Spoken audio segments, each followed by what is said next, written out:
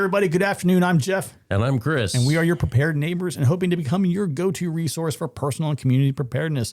Today, we're going to take some time and break down essential items for emergencies. So what every household is going to need, what are nice to haves, and just kind of how to build your kit and the things that are going to be important for you without, overspending and kind of breaking the bank.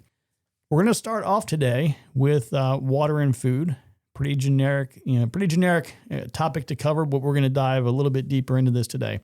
There is a kind of an adage or general guideline that a lot of people will tell you for water, because water is life. I mean, water is the most important thing. You've got to have water. And what's that thing that they say? Was it like 3 days without water, you're done. It's like 3 minutes without air. 3 minutes without air, 3 minutes without water. 3 months without food, something like that. But 1 gallon per person per day has kind of been like a widely accepted standard.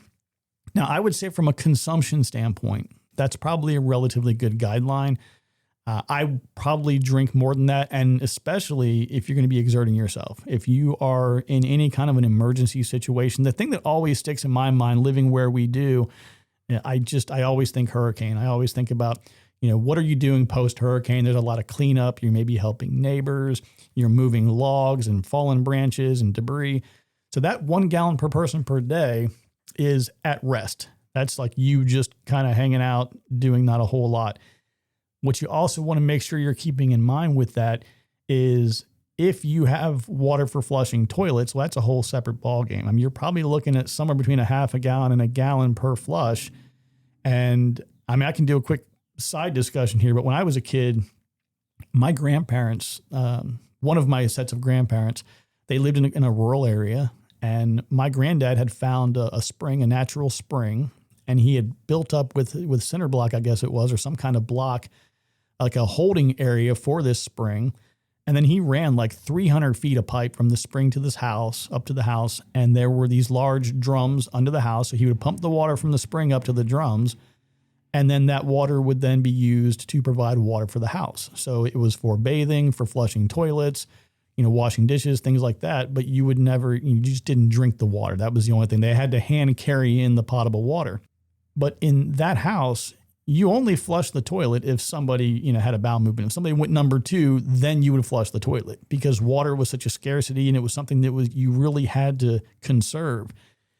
So just be mindful that unless you're one of those people who is completely comfortable with only flushing the toilet, once a day or whenever someone goes number 2, you want to plan for additional water on hand to cover your flushing. And you can do a rain barrel outside. You can be catching rain, pouring rainwater. That's a good point to make.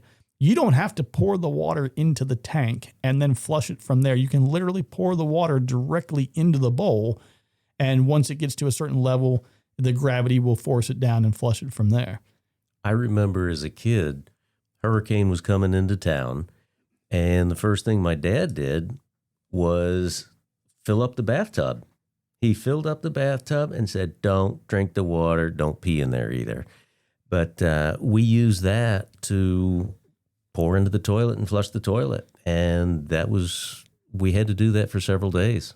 So I want to dive into this a little bit. He told you not to pee in it. So was there an established history of people urinating into the bathtub? Well, or do you want to take the Fifth Amendment on that one? Oh, man. Okay, so figuring out the water thing is a big deal. Now, Chris and I have taken measures that a lot of other people maybe don't, but we've got, a couple of 55-gallon drums on hand. And like I mentioned in previous episodes, we're going to be doing videos walking you through how we do long-term storage, how we do larger containers for the house, smaller containers to be mobile and portable. But these are all things you want to consider. How much water can you effectively carry on your own? How much do you want to carry in the event that you leave your home? Maybe you're going to evacuate to get ahead of things, but you still got to bring some water with you. What about the ability to purify water? And this is something that I know that, I've got things that I carry in my backpack. Whenever I get on a plane, whenever I fly somewhere, drive somewhere, I have a little filter. It's an Aquamira as the brand. It doesn't really matter what brand it is. It's a charcoal-based filter, good for like 40 or 50 gallons. That's with me everywhere I go. But Chris, what are you doing in the house? I know you have a home filtration solution you're using. Yeah, my wife became very, very concerned about the quality of water. And we wound up getting I think it's a 6-gallon tank, and it sits central, right in the kitchen on the bar. And we have to fill that up, I'd say at least once a day, if not every day and a half. Granted, we've got 2 labs and 2 beagles, and man, in the summertime, they go through some water. So also, as you're considering portioning water for emergencies, make sure you take your pets into account because they're going to need water too. But I fill that up. It's got filters in there, and we use that for cooking. We use it for pretty much everything. Yeah, so having something in the house is great like that. Now, there's a lot of different strategies to what you do with water. Like if you have water from an unknown source, as far as filtering it with some kind of a screen of some type, running it through. A lot of people will take regular like charcoal from a fire, wrap it in a bandana. There's a trick. We can actually do a video on this sometimes, but you basically take a 2-liter bottle, cut the top off of it, invert the top down, almost like you're making a fish trap or something. On the inside of that, you would put a bandana or something wrapped in charcoal, and then you put the top piece back in, pour the water through. Now on the bottom, you've made a couple of holes, and as the water runs through the charcoal, filters out to the bottom, and then you end up with some filtered water. There's a few different ways you can make that. We'll do something down the road, but having a method in place to purify the water. And you may even just do a media filter just to filter whatever, like maybe you pulled rainwater just off your roof. Well, there's a lot of funky things that end up on your roof. You got birds that fly by and leave gifts for you up there. And you know something, as you're talking, there's a city not too far from us, and they had I think it's called a boil alert or something. Yeah. They had to boil water for, I think it was about a week. Yeah.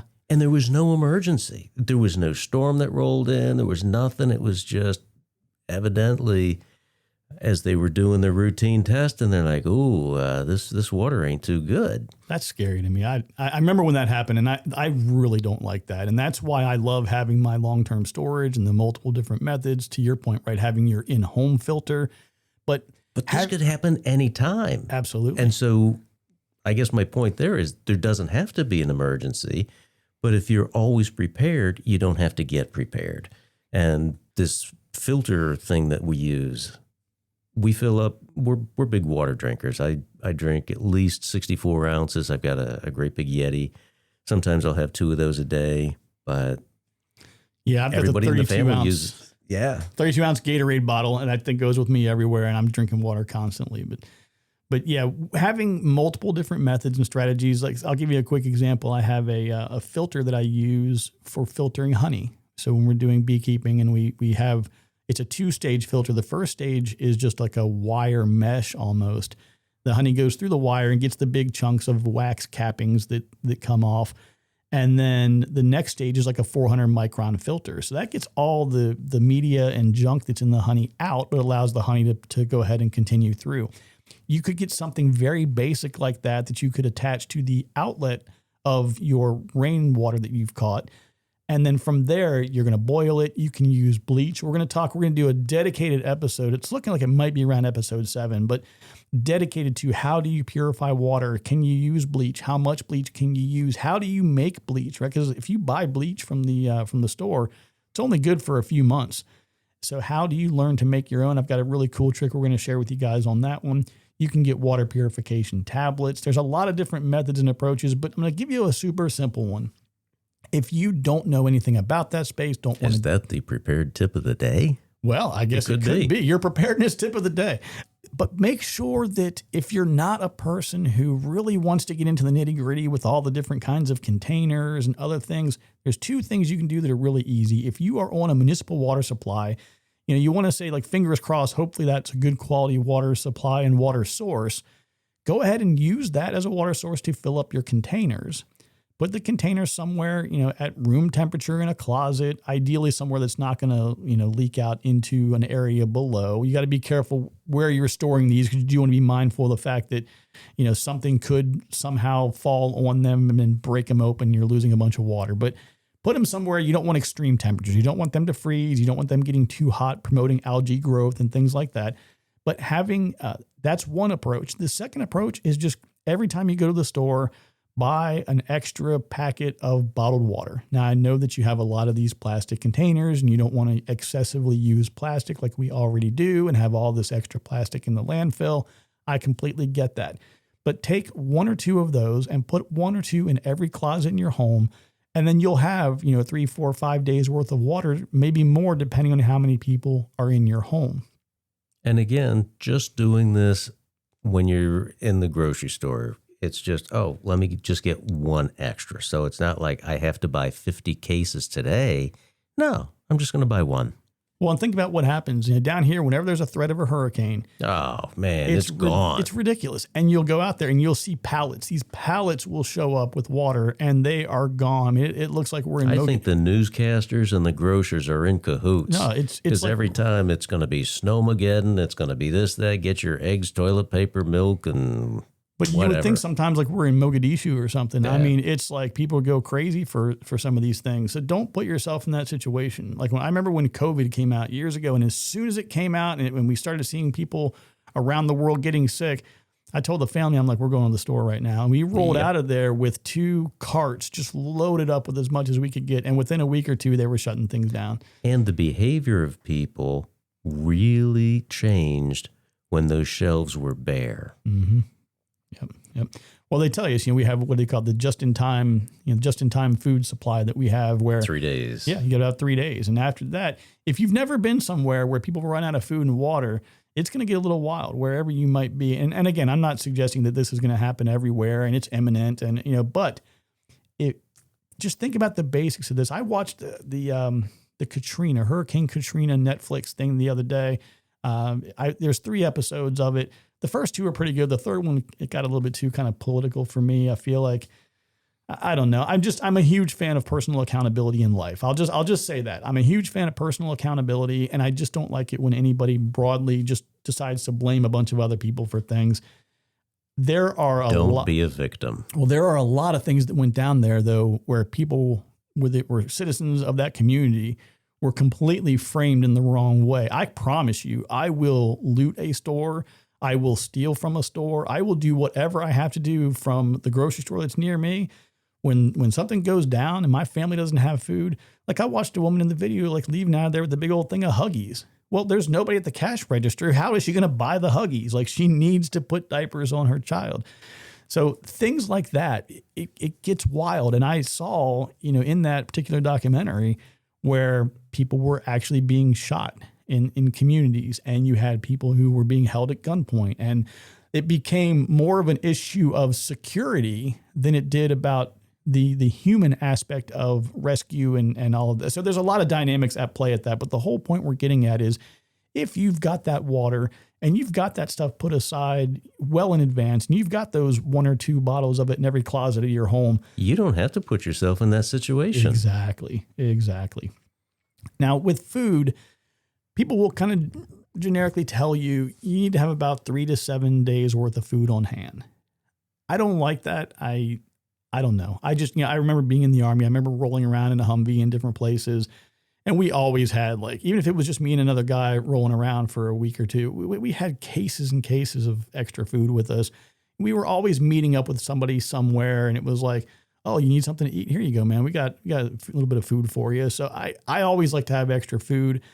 The thing that I've done is, and we did this a long time ago, back when I could buy a tray of 12 cans of chicken for $9.99. I think now it's twice that. I think they're $20 for that same tray. But what we did was put 2 cans of the canned chicken in a food grade bucket. And then inside that bucket, I took just got a big, huge, whatever the biggest bag of rice was I could get from Walmart. I broke it down into, like, I can't remember the size of them, 1 to 2 cups, per container, whatever it was, or per package. And I vacuum sealed a bunch of rice packages together. Did the exact same thing with just regular beans and vacuum sealed the beans. So now I've got these 5-gallon buckets that have beans, rice, and chicken in them. So if there was an emergency and we're like, you know what, it's going to be a Category 3 hurricane hitting near us, we got to leave, you can just grab a couple buckets and take them with you. if you have a neighbor or somebody who did not adequately prepare and you're at home and somebody comes by and they need to eat, you don't have to let them in your house. You don't have to let them near your things, near your family. You can meet them outside and hand them a bucket and say, here's some food, go on about your way. But I'm a big proponent of having a lot of food on hand. And, the nice thing about it, especially if you're dealing with a lot of canned food, you're going to eat these things anyway.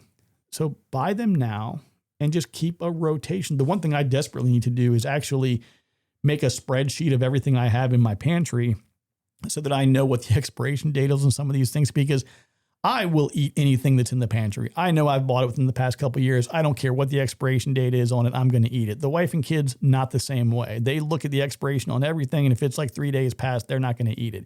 So again, you also got to know what you're dealing with the people that are around you, because if it's expired, I tell them like, hey, put that on my shelf. I've got my own little dedicated shelf section. Put the expired stuff on my shelf. I'll eat it. Don't you throw that away. But rotate your foods off. Once you get a good base of food in your long-term pantry, you can just rotate that out with your normal cooking. I'm laughing because I have a cast iron stomach. And if there's a piece of fruit or something, it's got a little bit of green fuzz on it, I'll just cut the green fuzz off and it looks good underneath. Yep. Down the hatch it goes. My kids are like, oh my God, Dad, there's something wrong with you. Oh, that's great. That's so funny. All right, so we're going to move into the next little category here. And again, we just very high level on some of the food and water things, but think ahead, plan ahead. And let me back up just for a second. Absolutely, yeah. When you're talking about the food bucket, if you have pets, make sure that you, and this is, again, when we talk about just do a little bit every week or whenever you can, I think there was something going on where either shipping or something was going to be affected. And with 4 dogs, it's like, no, we need this food. And so we had to go out and we bought, I guess, 4 bags. I think it was 4 bags of food, and we don't touch those. Those are that's the emergency dog food. So do you incorporate that into like a rotation strategy where you pull in 1 bag and that's your regular food and then you backfill? Yeah, that's huge. And you can do that with anything. So we always keep it fresh. Yep, that's a great example. Really good example. So we're going to move into some just medical and general safety thing. We mentioned the other day about, getting all of your prescription medications on hand. Now, I'm going to give you a little bit of a pro tip here. It's not always easy to get a doc to just give you a whole bunch of a prescription at one time. And the strategy or the workaround that one might use, I'm not saying that I do this, maybe I do, maybe I don't know. But what you can do is your insurance company quite often is only going to allow you to refill, let's say, a 90-day supply. What you can do is you can have a doctor write you a prescription and you can go fill that somewhere with your insurance. And then you just ask the doctor, say, hey, listen, I'm trying to, for example, I have an underactive thyroid. I take a thyroid pill every day.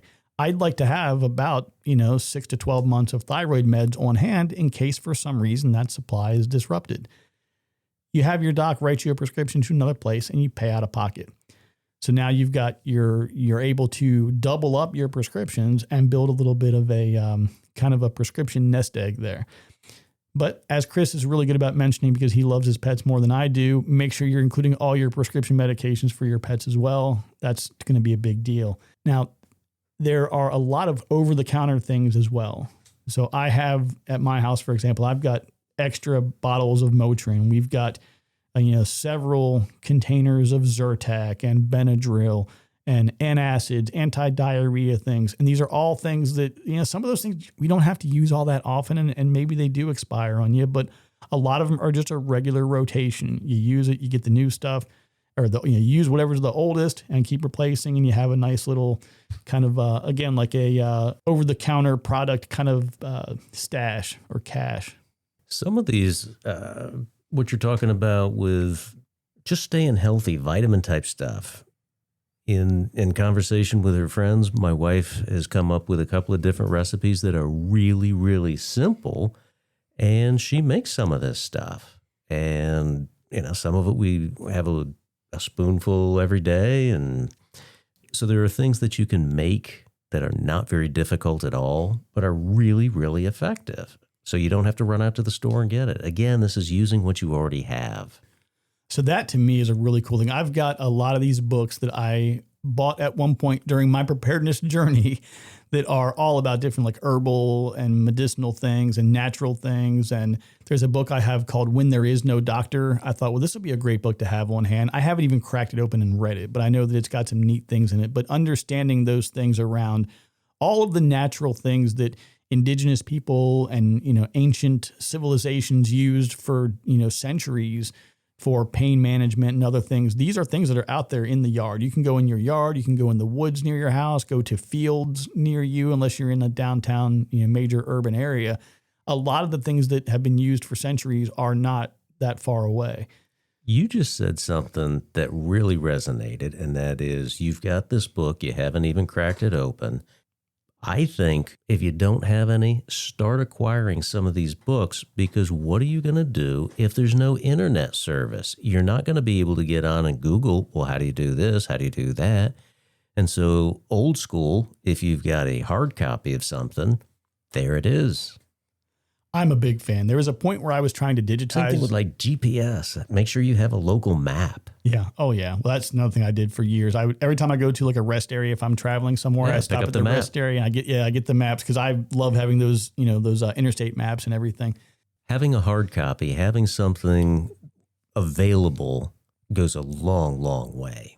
Yeah. And, I was trying to digitize everything a while ago. I thought I want everything to be digital and I won't have to worry about having all these extra books. And oh my gosh, I have this one device and it's got 30 books on it or whatever, 50 books, 100 books.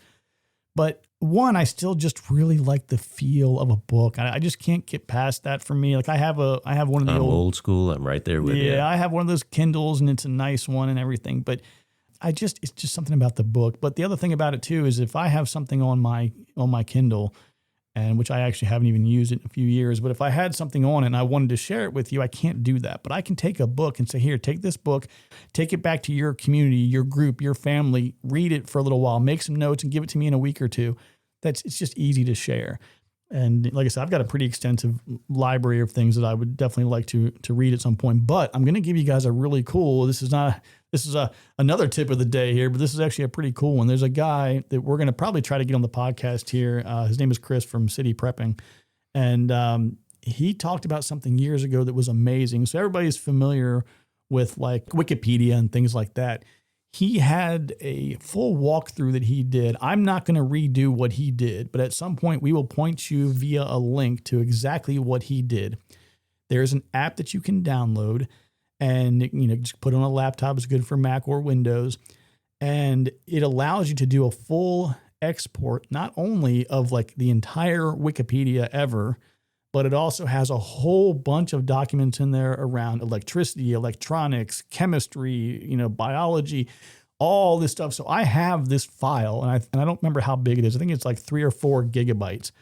But once I did all the export of all these things, I now have every single thing that was ever made in those spaces on my laptop. So yes, I still do need to have power on the laptop to get access to all of that. But think about this in your mind. Literally all of Wikipedia is in a directory on my laptop. You are now a fountain of knowledge. There you go. All right. So getting back on task, we talked about some over-the-counter things, like I said, pain relievers, antacids, and things like that. But Chris just kind of mentioned it briefly, but like a first aid kit. Even if you have anything you have is better than what you have today. If you have nothing. Make sure it is recent. Here at work, I always have a first aid kit. Something happened last year. I cut myself on something. I go to get a Band-Aid. I'd had this for at least 10 years. The Band-Aid went bad. I tried to wrap it around my finger and it snapped. It's like an old rubber band. The whole thing was just degraded. I didn't know that was a thing. I thought if you had a first aid kit, it's good for forever. That's so funny. That's great. So if it's more than a year or two old, man, just open up a Band-Aid or put it on your finger. Make sure that it's still good. So great point there. And I would say there's a couple of approaches you can take here. It's really easy to go online, go to Amazon, go to Walmart, go to wherever you like to buy your groceries and things. If you're up in Michigan, you can go to Meijer. I like Meijer. It's like a Walmart on steroids. It's pretty cool. Anyway, get a first aid kit that's pre-made, or if you want, make one on your own. I there's a lot of stuff I've seen in the pre-made kits that I never use or the things that I don't like. I always make my own because I remember the old trauma days on the ambulance and having bandages that are like the 2x2s and the 4x4s. Those to me are incredibly useful. So getting 2x2s, 4x4s, just regular standard, transparent medical tape, that's really, really good for just, putting a dressing on really quickly. I like the bigger bandages, but you need to have a variety because you might have a small little thing down on your toe, and being able to just wrap a little Band-Aid around that thing on the toe is a lot better than trying to jam 4x4s in between your toes and things like that. But putting together a comprehensive kit is probably a separate episode altogether for all the things that you need to have. But make sure that first aid is a general kind of component of your preparedness strategy. And I think in that kit, an absolute must be a tourniquet of some sort, and know how to use it. They're not very complicated, but that's a very, very critical piece of kit. When I was active duty in the Army, going through basic training, like using a tourniquet was a part of our training. Twist and turn tourniquet until bright red bleeding has stopped. And back then it wasn't a kit like we have today, where you buy a kit and then every soldier has a tourniquet on their person for themselves as well as one for their buddy. We didn't have that. You had to find an object, and then you had to use the basically, some kind of a kerchief or bandage of some sort or some other type of material. You had to fabricate a tourniquet on the spot. And the tourniquet technology now is light years ahead of what it used to be, because now they're designed to be used by one person. Like, you can literally have your own limb missing, and as long as you can stay conscious long enough to put the tourniquet on, theoretically you should be able to do that.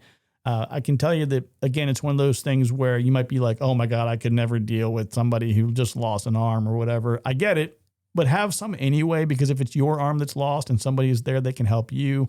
And you can always give it to someone else who can do it if you can't.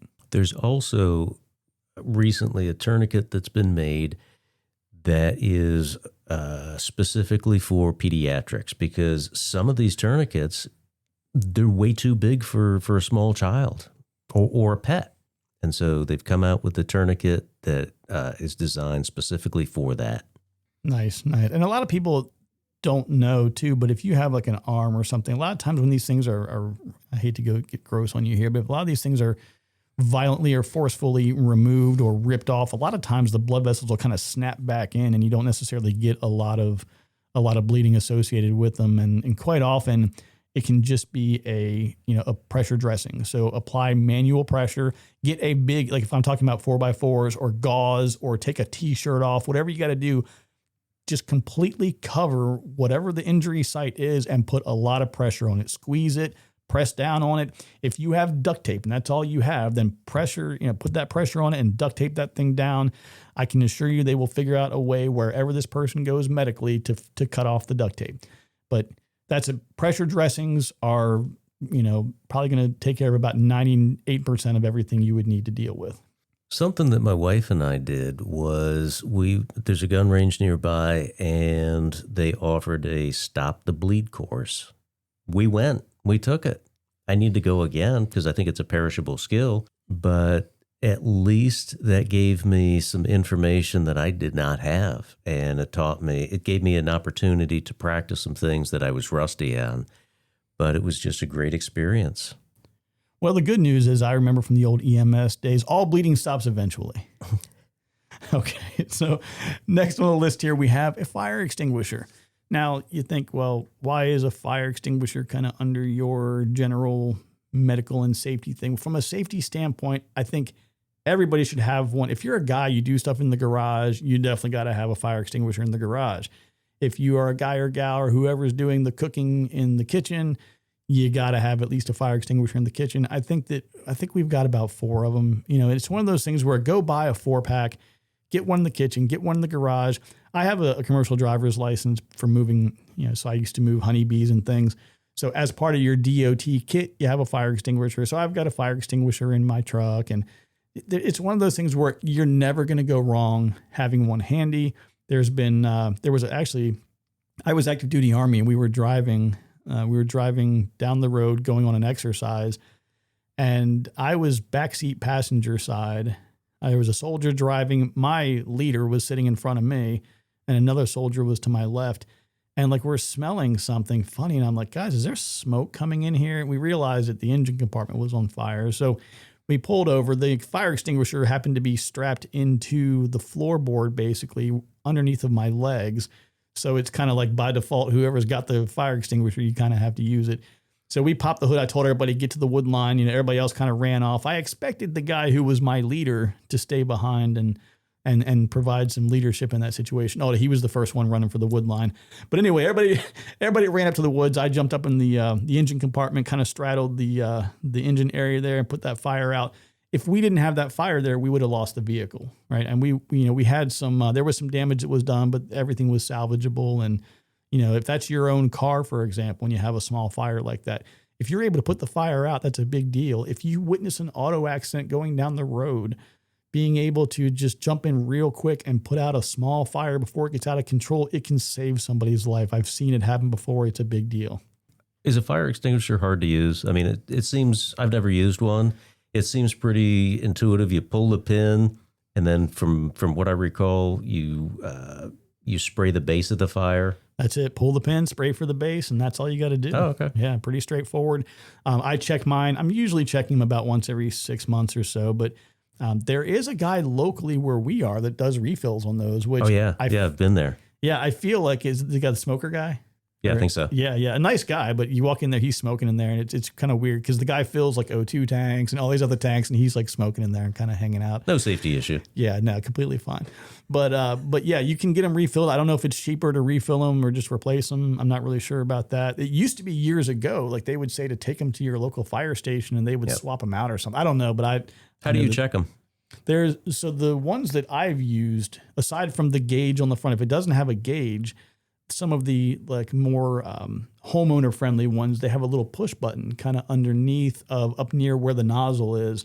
And you just push the button in. If it pops back out, there's enough pressure and you're good. If it doesn't pop back out, it's time to replace. Huh. Yeah, it's kind of cool. But having a fire extinguisher on hand anywhere, everywhere is always good. In fact, I used to do a lot of little campfires and things. I would go down to my property that I have that's about an hour away. That's where my beekeeping apiary is. So when I'm down there in that area and I do a little campfire and just hang out and camp, I always keep a fire extinguisher on hand. It's easy and they're pretty cheap. And I think in the scenarios that we're talking about, a fire extinguisher may be a little bit more important than it would be for everyday living, because if you don't have access to all your normal appliances and whatnot, and you've got a little campfire out back or whatever, the likelihood of something unexpected, either you've got fuel that you're using to fuel a lantern or something, and that catches on fire.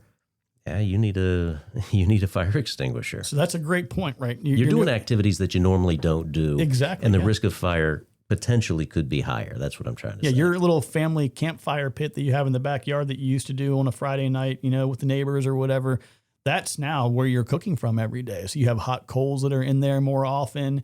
You have the risk of maybe you never use those little camp stoves with little propane cylinders. I had one of those. I couldn't believe this. I had a small handheld propane torch that was on one of those little, I think it's a 1 pound. It's a 1 pound propane tank.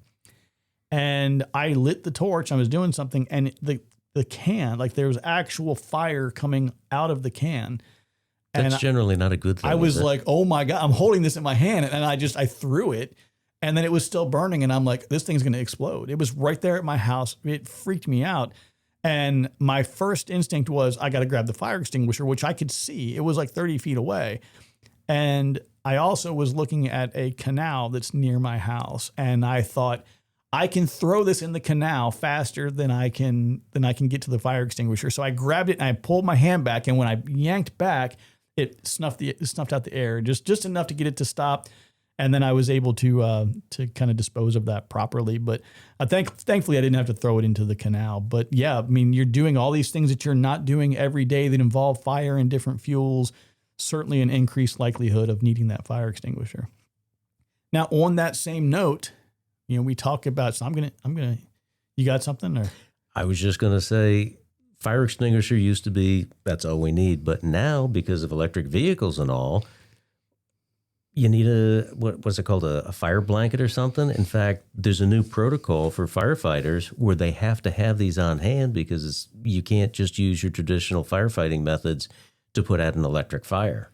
so when I was in the fire service years ago, like the electric vehicles were starting to come out, and I know things have even changed since I was doing that, like almost 20 years ago, but I remember them talking about like, yeah, when we refer to like the jaws of life, that's kind of like a generic way of referring to anything used to cut open the vehicle to get access to your patients now, the people who were operating the vehicle and the passengers. But they would say, look, you're not going to cut the vehicle open in the same way you used to because of these high voltage batteries that are running through the whole car. So yeah, that was a completely different approach. But fire blankets, they've been around for a long time. And it's actually a really good point because sometimes maybe a child doesn't feel comfortable. Work? Well, they work really well. And if you have like a grease fire in your house. Yeah, that was the other thing. Yeah, you could just grab the blanket and just throw it right over the top. And it completely suppresses everything and takes away the oxygen source. And then you're not spraying this fire, the ingredients and components of the fire extinguisher ends up all over this powder, all over your kitchen. And you got to Plus, it's really easy to use. Yeah.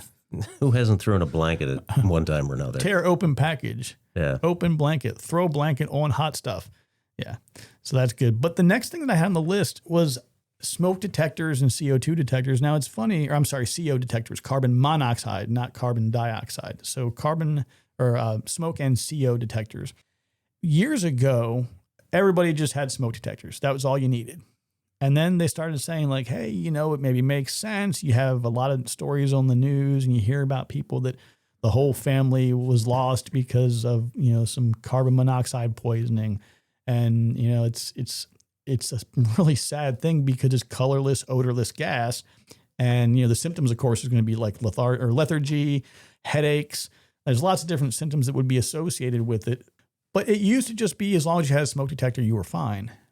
I'm ashamed to kind of admit this because as a guy who feels like they're relatively prepared for most things and who used to be a firefighter and all of that, I moved into my home in 2016.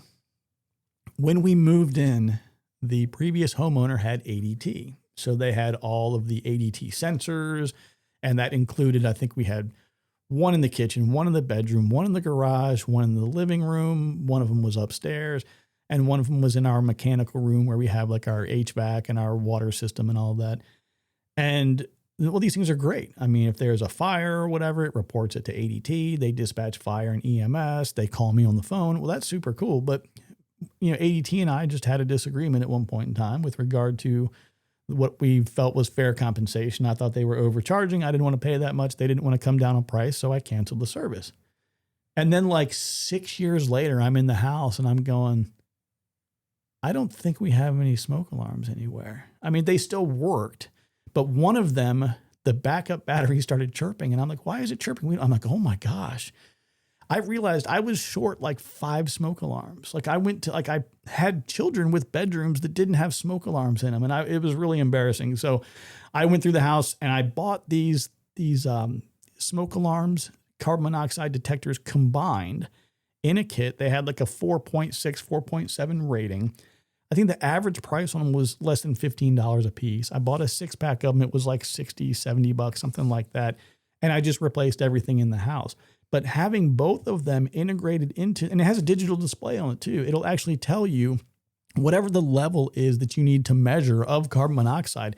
It tells you digitally on the face of it, hey, this is so many millibars or whatever the unit of measure is.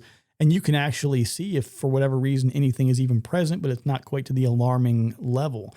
So being able to, like I said, for $15, $16 a piece, get a smoke detector and carbon monoxide detector integrated into one, it's a no-brainer.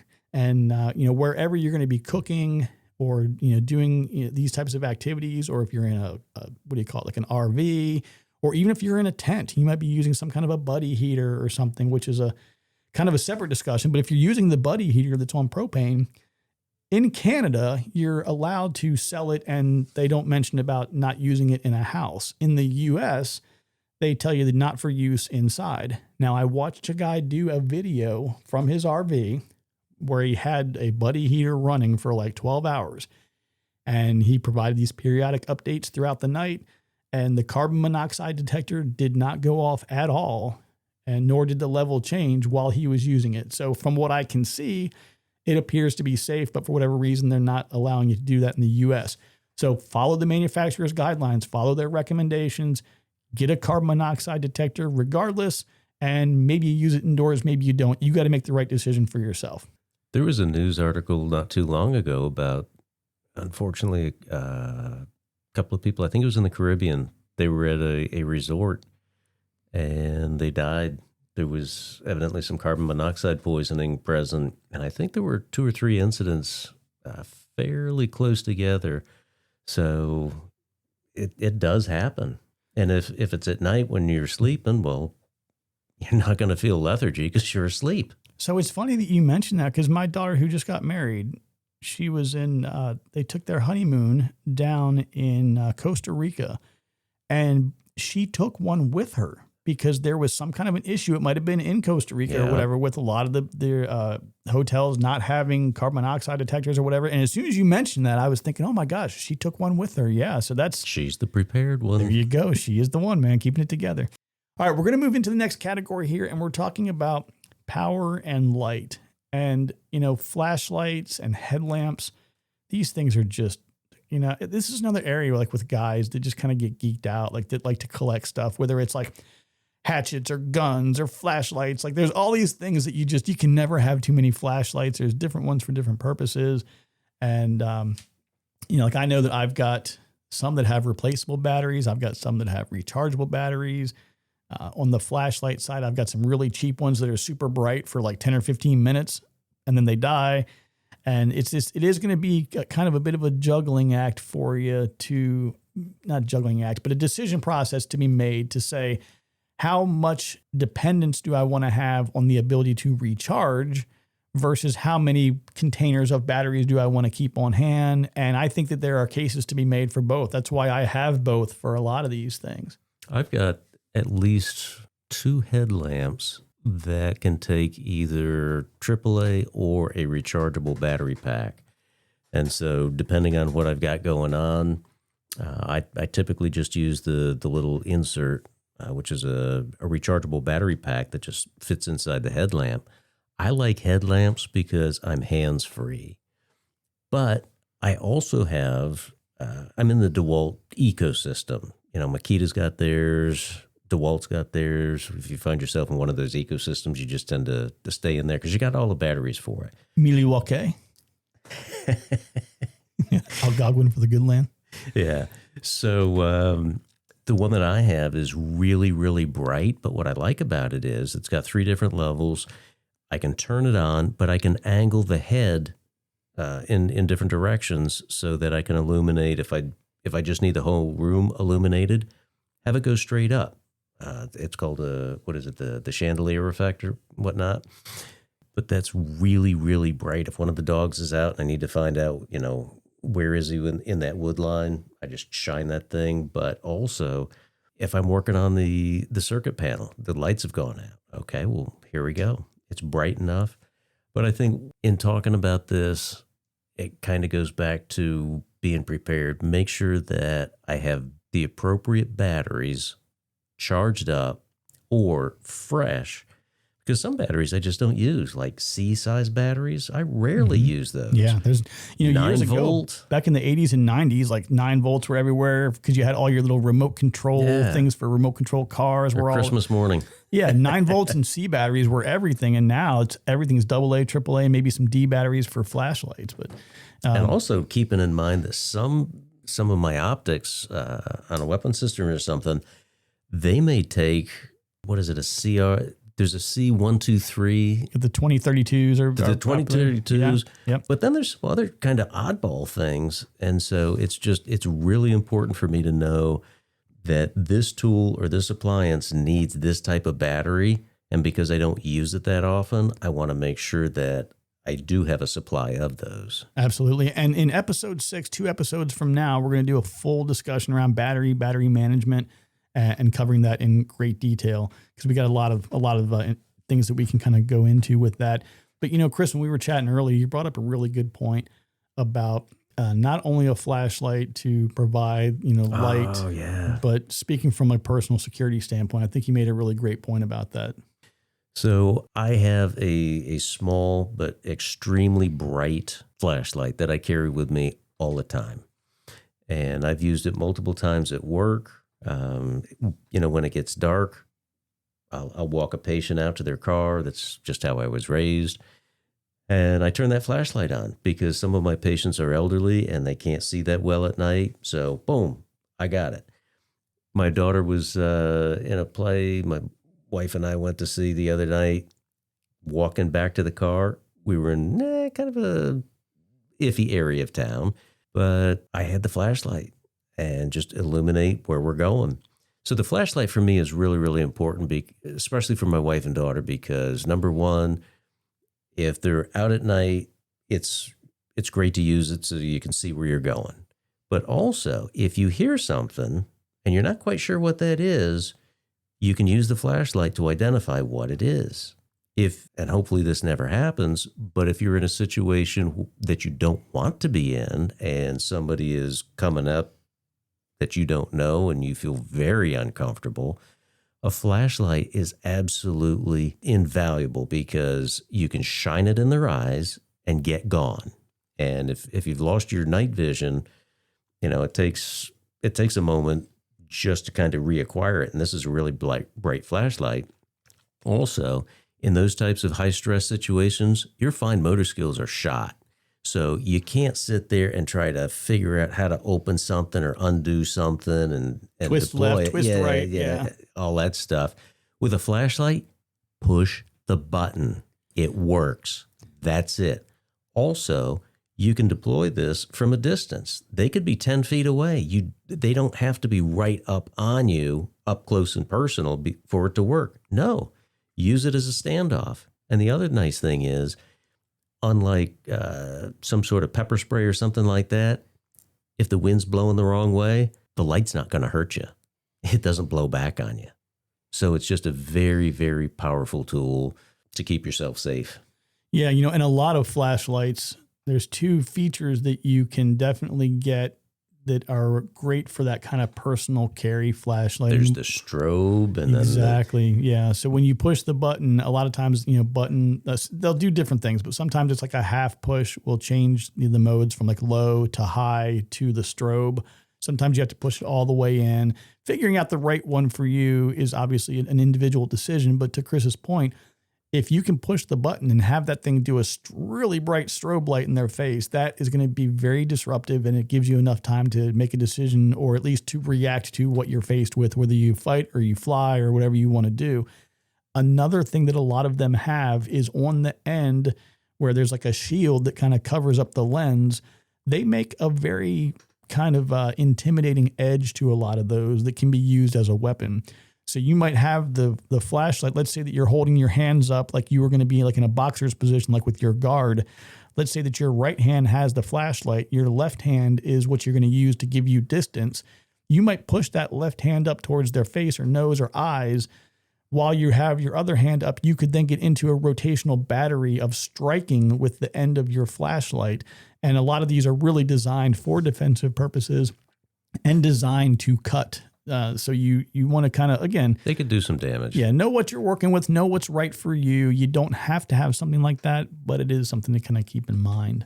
And, I've got, well, of course I have several flashlights. One of them has a whole bunch of different features. And I love it, but I rarely carry it because invariably around the house, I just need a flashlight. I pick it up and wait a minute, the setting I thought it was on isn't there. I want something in those situations where I push that button, I know exactly what's going to happen. A bright light's going to come out. And so, I don't know, I kind of got mixed feelings on, do I want the one with you push this button for the strobe, you push this one for the steady light. man, I just want something that's going to work every single time. That is the most important. It's gotta go bang every time you pull the trigger, or it's gotta go bright whenever you push the button. That makes perfect sense. Now, all these things that we're talking about, like dealing with, some of it's not batteries, but with flashlights, sometimes it might be your phones, radios, any other kinds of chargers you might have. One of the best things you can have on hand, I've got at least 2 or 3 fairly good sized ones, and then I got a bunch of the really small ones, but battery banks.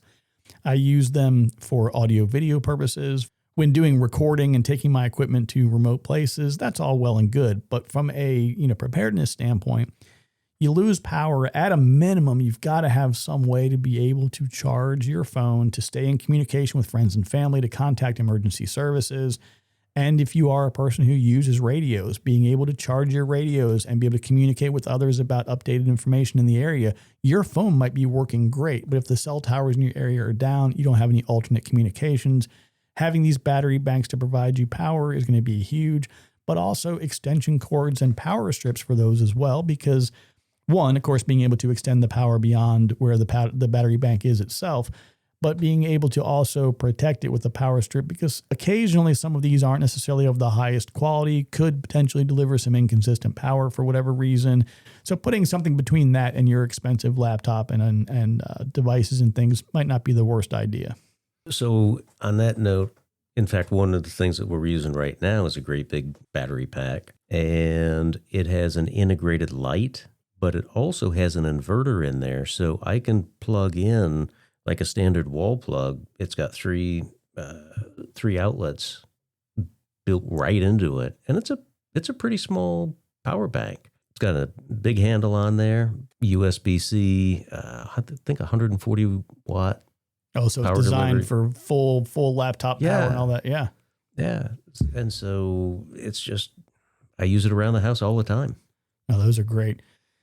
And I think the last thing we have broadly in this category, and again, this is something we're going to dive into, as we get further into our preparedness journey here. But having a small generator, I used to have this one I got from Harbor Freight. It was like 850 watts, and it ran off of gas. Which again, if you're dependent on an external fuel, that's great when that fuel's available. When the fuel's not available, you get your 5, 8, 12 hours of runtime, and then you're done.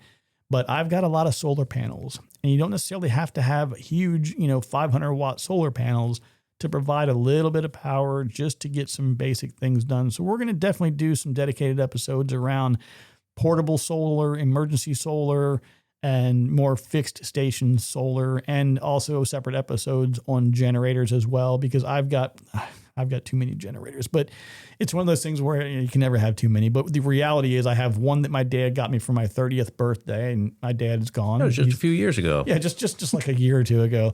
So my dad's gone, and I don't want to get rid of the generator because he gave it to me. I've got another one that was his, and I've got another one that I have that's a welder generator. And I'm a big fan of having some generators, but yeah, we're going to talk about that a little bit separately as well. We'll also talk about how to store your gas and what you can do to increase the lifespan of the gas can. Yeah, prolonging its longevity and usefulness, and not breaking down. There's some additives that you can put in there. Yeah, that's going to be a big deal. Now, the next and final section we're going to discuss today it's a kind of a multifaceted area, but communications, documents, and just general comfort. So communications is critical, and this is one that is going to be probably at least about 3 episodes on its own. But talking about FRS, the family radio system, GMRS, NOAA for all your weather stuff, ham radios, all of those things are great communication sources and provide different function and different capabilities, and we're going to talk about that. But figuring out, a good strategy around communication is definitely going to be important. And one thing that I've had for years is a little wind-up radio. It's got a internal battery, and you can obviously run it to the 18650 batteries. You can run it off those batteries all day long. It has a small little solar panel on the top that you can flip up for some charging. And if everything runs out completely, you can just start cranking it. And it also has a USB connection on it. So if you needed to sit there and crank it for 6 hours to charge your phone, you can certainly do that as well. But having a little radio that you can use to receive, like shortwave radios, are super cool. You can do a single wire antenna and listen to stuff from around the world. So there's a lot you can do with that, and we will talk extensively about that. I know we've covered it in other episodes as well, but just having your ID cards, your copies of those things maybe on your phone, any medical insurance information, list of emergency contacts. So if somebody gets to you and you're not conscious, maybe they can reach into your pocket or into your Faraday bag or whatever you're carrying, and they can find out who they should call to get more information about you. And it's easy to laminate things today. Any office supply store has these little tiny laminators and the laminating sheets. It used to be a big process. Now it's really, really straightforward. In fact, I think there's you don't even have to have a laminating machine. I think they just sell laminating strips where you peel it apart, put your document there. It's almost like a sandwich. Oh, the sticker style. Yeah. I've seen those before. We bought one. I had one, and I think it was part of a business, and it went with the business when I got rid of it years ago. But I think I got one a couple of years ago on Amazon for less than $20. I mean, they're not that expensive, and it's really easy to do. And we laminate all the cards that we put inside the radio packs with instructions on how to use the radios and what frequencies do what. I use them for beekeeping when I identify my beehives. All the information about that hive is in a little laminated thing. Laminating is just... Yeah, I remember years ago it was like, it was a big deal if somebody actually had access to a laminator. Now it's kind of a piece of cake. That's something else that we'll talk about, and that is creating cheat sheets and how-tos with pictures. I mean, with cell phones today, I created this entire manual of how to put the generator together, how to turn it on, what the steps were. And I took pictures of the circuit board. I took pictures of the generator itself. Push this button, flip this switch, this plug here, took a picture of that. That goes here. So step by step. And it was so easy. Yep, absolutely. So last couple of things on the list here is, having a good, having a toolbox is always nice, but it's not always practical. And depending on where you are, whether or not you're mobile, just get a good multi-tool. When I was a kid, I was, I don't know, maybe single digits, maybe like 9, 10 years old, something like that. My mom was dating this guy and he got me a Leatherman. I had that Leatherman till I was in the Army. The file on it broke. And I sent it to Leatherman with a letter, and I said, hey, I've had this thing since I was like 9 years old. I was overseas. I had it overseas. It broke when I was using it. I absolutely love it. It served me well. I've had it. And I told him all the places I had taken it. And like 2 weeks later, I got the latest and greatest, best model that they made. And they're like, oh, we don't make yours anymore. Here's this one. And I thought that was really cool. So I'm a Leatherman loyalist, but a multi-tool, duct tape, gloves.